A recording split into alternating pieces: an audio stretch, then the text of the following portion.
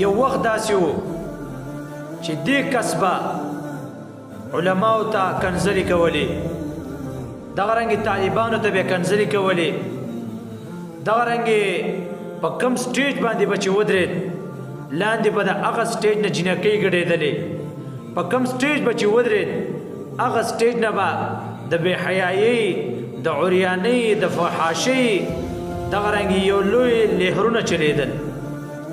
نن په جومات کې د طالبانو د علماو سره ناست دی. ولې؟ دا د علماو د صحبت برکت دی چې چا څه په دنیا کې کینې هغه قشن کس پر نه جوړېږي. که د ښه ملګری په دنیا کې ځان له جوړ که او ښه ملګري څه کېناستې نو په آخرت کې به هم دغسې په دنیا کې که د ښه ملګري څه کېناستې نو خلک به دې په خوب باندې یادوي. داسې وخت و چې دا نور عالم خان